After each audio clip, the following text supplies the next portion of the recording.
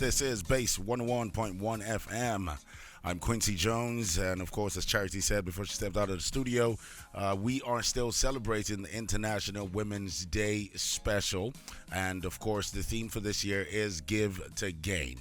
And internally, as Base FM, we decided to give back to our listeners by inviting top female executives who have redefined their space. With me in the studio is none other than Mrs. Ugochi Oyewola. She is the Managing Director of Imperial Capital Advisers Limited. She has over 2 decades of experience in investment banking and asset management. She's built a distinguished career through strategic vision, strong execution, and consistent ability to drive sustainable business growth. Her leadership approach combines technical depth with strategic insights, and this enables her to navigate complex financial environments while identifying new opportunities for innovation and growth. How are you today, ma'am? I'm fine. Thank you for having me. Good morning. Yes, it's our absolute pleasure to have you in the studio today. I hope it wasn't so, tasking getting to us here. No, it's fine. It's fine. It was good. okay. All right, so let's dive into it. Let's delve into it. All right. You've built nearly 2 decades of experience in investment banking and asset management. Can you walk us through the professional journey that led to your current role as managing director of Imperial Capital Advisers? Yeah, sure. It's actually a very funny story. So about 2 decades ago-ish, I was in the UK with my brother, and he had this thing for watching NTA News, and then we were watching the NTA News online, and then I saw a lady speaking, and her name was Ndi Okereke. She was the I think she is the Director General at the Nigerian Stock Exchange, and she spoke with so much passion, so much power. And I was like, I want to be like this woman, And my brother kept on saying, what do you mean? You're a computer scientist. You're behind the computer. I said, no, I want to be like her. Now, fun fact, I told my mom that I wanted to come back to Nigeria. And she said, no way, I'll disown you. You know, the normal parental story. Wow. And I finally did. And when I came back, I was very strategic. I had to work in investment banking because of the vision I had, who I had seen. And I started my career at BGL. BGL is one of the foremost investment banks we had in Nigeria at the time. And from there, under the leadership of late Albert Okunoba, he was a great leader. He was a visionary. And then he always empowered us to just do more. He would always say, you can do it, So that propelled all of us. And I moved on to the likes of Kedari and the rest of them. And over the years, I've always been in sales and business development. The people with the money. The people who try to make the money and bring in the money. Well, it's not as easy as we make it seem and sound, but True. It's worked for me because I was determined to be in sales. I was determined to be in business development. I didn't want to be behind the computers, And today, I'm the MD of Imperial Capital Advisers Limited. Now, Imperial Capital is a fund and portfolio management company. We manage funds for individuals and corporates. And we create wealth. Basically, that's what we do. And then we have a parent company, which is the Imperial Asset Managers. It's a stockbroking company, duly licensed by SEC. And what they do is to trade stocks, buy and sell stocks at the exchange. Yes. Interesting. That's beautiful, and of course, you are at the fore making things happen as the managing director. Yeah. Now let's move to the next. Right, as managing director of Imperial Capital Advisers, you are at the forefront of investment strategy, advisory. What impact are you focused on creating within the organization and the wider financial ecosystem? So I'd say my focus is on building an institution that not only delivers strong financial performance within the organization. For me, my priority, or our priority at Imperial, is to cultivate a culture of excellence, integrity, and innovation. Yeah. Okay, that's. I know it sounded very sweet, but it seems like a lot of work to execute. It is a lot of work to execute. Yes, it is. Okay, now in investment banking and asset management, I know that it can be highly demanding, right?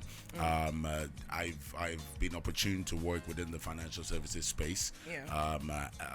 What would you highlight as some of the most significant challenges that you have faced during your 2-decade career?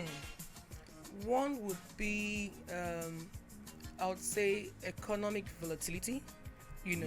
That most times drives investor sentiment. And what I mean by that is you realize that, like they say, today the NPR rate is X. Tomorrow, inflation has gone up. Next tomorrow, this has happened and that has happened. What that does is it makes it sometimes difficult for us to make clear and concise decisions because we have to move with the rhythm of the economy, so to speak. And again, regulatory processes and regulatory changes. This also means reinforcing your corporate governance as you go on. Some of those things are a bit of a challenge sometimes because, for instance, I come to Quincy on a Friday. I say, Quincy, this is what we're going to do with you. We've negotiated, we've agreed, business decisions are being made. And the next week, you're meant to sign on a Friday. Let's say a week's time. And on Wednesday, a new policy is out. Or Wednesday, something changes in the economy. So it's a bit, that's, I feel, for me, is a challenge. But, with staying strategic, being disciplined, and remaining calm, my team and I, we're able to overcome.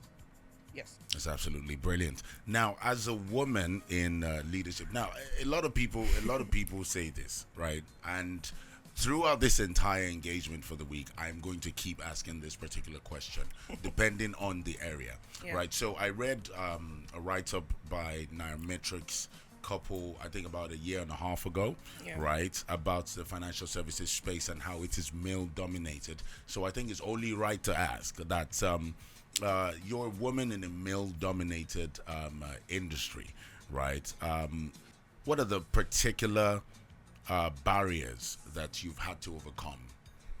Well, what are those barriers you've had to overcome along the way? I would say preconceived notions about the capacity of women. Now, yes. So I would say this also because I'm a frontier. As I would say, I'm I'm a disruptor. I'm a disruptor in sales. Now, I've been to meetings where I'm with my team, for instance, right, in the past, and you get to someone's office and you're waiting at the lobby, and the door opens and say, "Oh, the boss says you come in," and he's shaking the guy and going, "Hello, Mr. Ugo," and I'm like, "Hello, it's me, Mrs. Ugo. I'm Ugo here," because Ugo is a unisex name, first of all. But it's the assumption that the man is the leader of the team. For me, so these are preconceived notions sometimes, and we do find that in some environments they feel, what does she even know? Yes. What's that word? Obiwinia, something like that. So I've learned early that in a competitive environment, consistent results, preparation, and discipline are what truly earn the trust and respect that we desire. So I've zeroed in on that. To add to it, would say that it essentially boils down to impact. Oh yes, impact, absolutely, 100%. Yes, ma'am. Now, looking back, what key lessons, right, when we speak about resilience, when we speak about adaptability and self-belief, right, what key lessons have each of these elements, these experiences, what have they taught you? So I've learned that when it comes to the confidence you have that grows within you, and the preparation, experience, and constantly delivering value, that actually helps with the resilience, adaptability. So I'll give you an example. There's something that happens to a lot of us. It's called imposter syndrome, right? Where you feel you're not good enough, right? As a leader, I've come to understand that before I became a leader, I served, right? And there were moments where I felt I wasn't good enough. Like I was doing my best and my boss wasn't even recognizing me. It wasn't that I wasn't being recognized. It was just me saying to myself I wasn't good enough. It's the imposter syndrome. It's the voice in my head. So what I've learned to do for me is I've learned to shut out the noise. I've learned to say to myself, I am enough, I am good enough, I have the experience, I have the ability, and I will keep on surging. So, I mean, that's it for me. That's beautiful. So I'm good enough. Yeah. I am enough, right? I have the experience, I have the will to do, and I have the ability to deliver value. Because in all that we do, it's about value. What do you have to offer? If you went to the market today, Quincy, and you said to some pepper seller, how much is this? And she says 10 naira. And you go to the next person and the person says 5 naira. Which would you buy? The cheaper one. Of course. So she's delivering value to you. Yes. So we must always, at all times, be prepared to deliver value. So preparation must meet opportunities. And when they come, you sell yourself. That's absolutely. This is why I told you guys at the start of this interview. I said, look, I know it's International Women's Day, but everybody, man, woman, and all of the new, yes, everyone has the opportunity to learn from these sessions, right? Now, as managing director, how would you describe your leadership approach when it comes to building teams, driving performance, and delivering sustainable value? For me, it's the 3 P's. And the 3 P's are people, performance, and purpose. And I believe that strong institutions are built on build strong teams, you know. So for me, my focus is therefore to attract talent, and which I would like to say here, there's a bit of lack of talent now in the industry. Interesting. Yes, there is. So it's not as easy as it was in my time to get skilled people. Now it's a bit more difficult. So my focus would be to attract talent or talented individuals, empower them, because you must empower them, you know, and with the right tools and the right environment. The environment has to be conducive. You can't expect to have people in the office for 8 to 12 hours, and it's not conducive for them. So you have to attract the talent, right? And then you have to empower them with the right tools and environment, and foster a culture where collaboration, very important, accountability, and continuous learning must thrive, which means you must keep on training people, you must keep on teaching people. So that's it for me, really. That's absolutely brilliant. Now, over the course of this International Women's Day conversations, right, I've noticed one thing to be, other than impact, I've noticed one thing to be very consistent with the personalities that we have invited, you know, that have been present on the radio with us, right? And it is the non-governmental organizations giving back to the community, right? And if there's, other than the actual work in itself, if there's any particular reason I would always want a female leader, right? It is empathy and understanding. Yes. You get to do I think women have the gift to realize what is the gap, what does this person need to move to this particular phase, and nothing screams better leadership than that, right? Which brings me to my next question, right? You also serve on the I think 2 boards of non-governmental organizations, NGOs, right? Committed to supporting women and also vulnerable groups. Right. How has that experience influenced your leadership style and decision making? So for me, it's really influenced me. You know, my work with this organization supporting women, vulnerable communities, it's really shaped my leadership perspective. You know, it reinforces the need for empathy and creating opportunities for diverse talents to thrive. I'll give you an instance. It's not just about just supporting them. It doesn't have to be money, really. It could just be your time, sitting with a vulnerable woman and just spending 1 hour. You have no idea what you've just done for that woman, you know. And then you now have teenage girls getting pregnant and running away from home, and they're in the streets, and they are pregnant. So what do? We support them. We take them off the streets, provide shelter, provide healthcare for them. And then when the babies come, we now secure the government, you know. You should assist. Yes. Now, beyond that also, it's amazing because one of the reasons why my values align with the company that I work for is they are also very passionate about giving back. For instance, at Imperial, what we do is the Patholic School of Blind, we give back to them all the time. And then we go to rural areas and talking about The underdeveloped areas. Oh yes, what they would call like the hinterland and everything.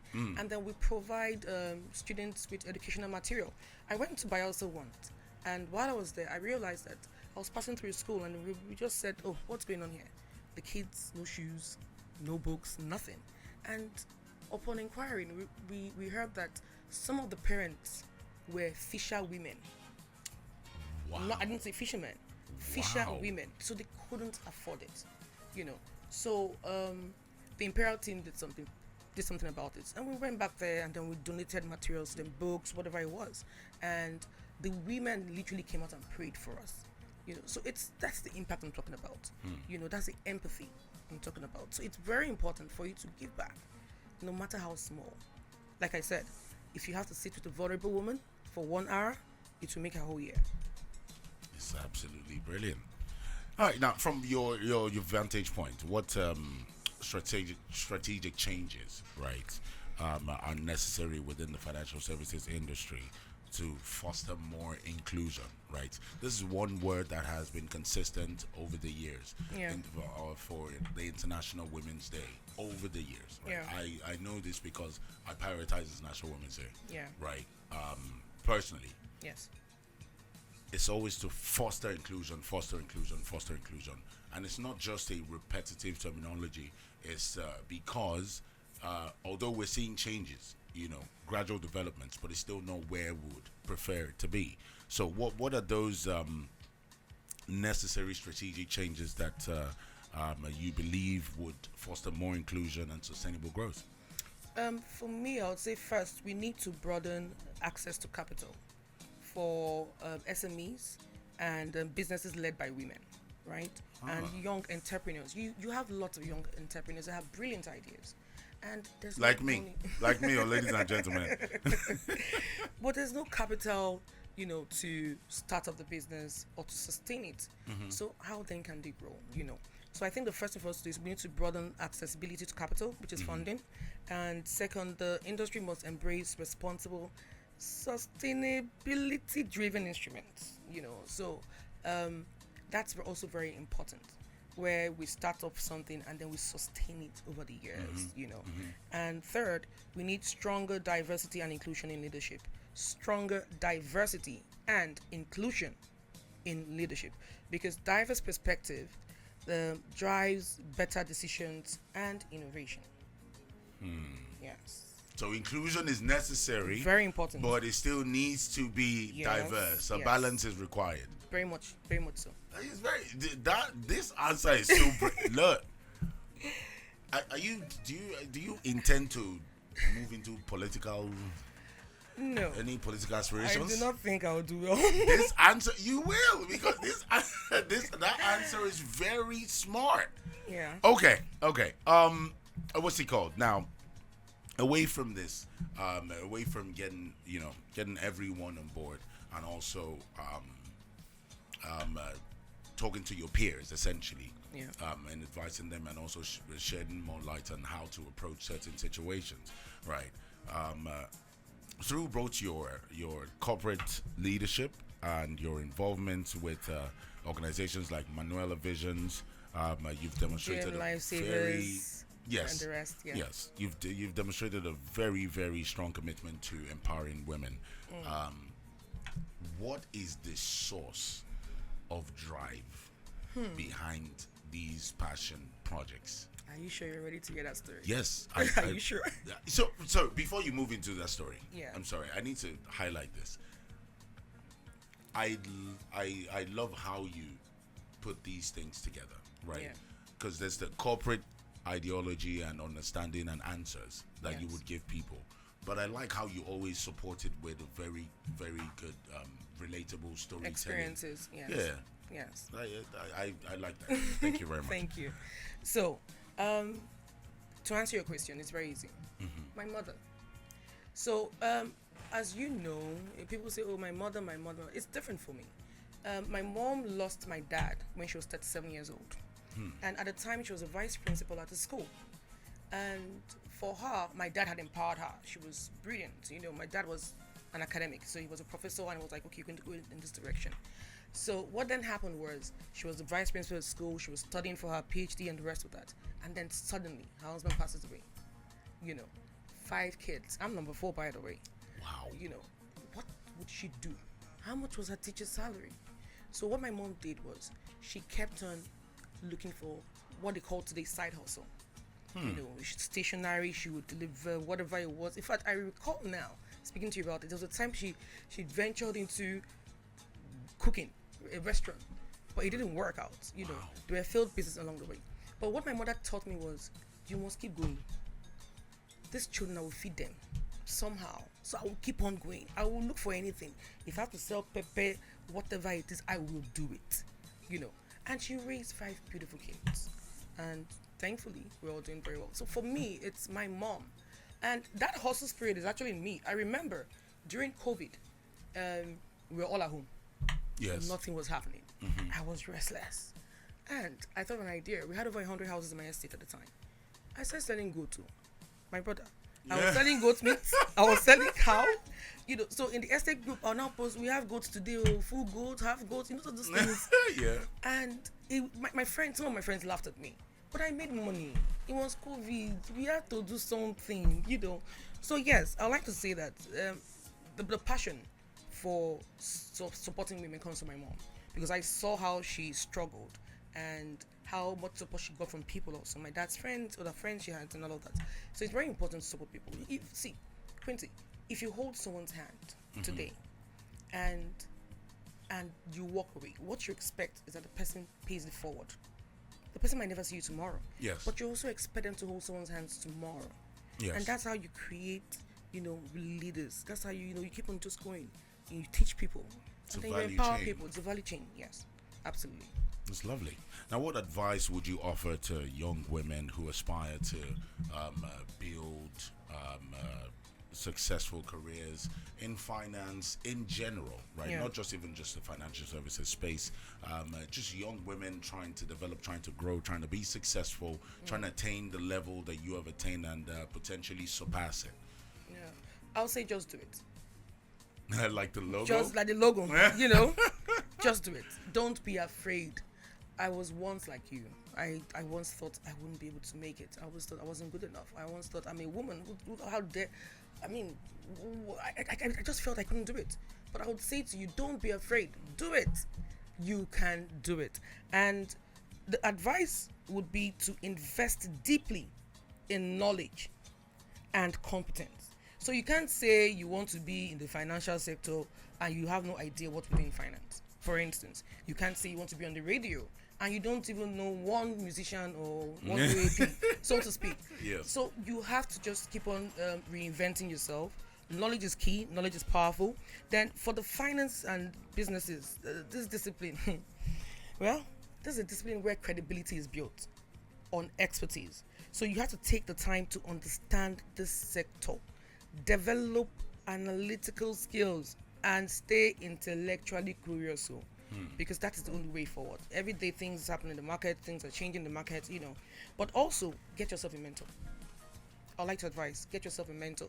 The person doesn't necessarily need to know that they're your mentor. Like I said, why am I in this space? I saw a lady on TV and I've never met her in my life. But Till date? Till date. Wow. Till date. I wish I could. I wish I would someday. I haven't, but she inspired me, you know, and I said I want to be like her. So find someone and say, look, hold my hand, guide me, help me. I need your help. But you must reinvent yourself. You must continuous learning. It's very important. Yeah. It's absolutely brilliant. And last but not the least, as we celebrate women breaking barriers across industries, what does leadership and equity, what does it mean to you in the context of today's evolving, sporadic, I dare use the term sporadic, global economy?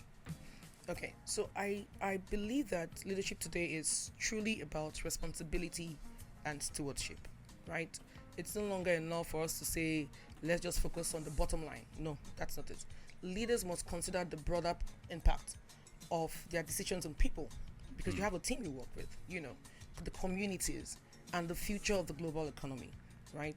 Now, when it comes to equity, I would say equity basically means creating systems where opportunity is driven by talent, I would say innovation and effort.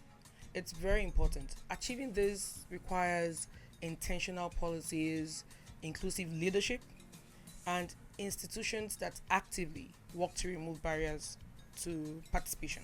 That's what I'll say.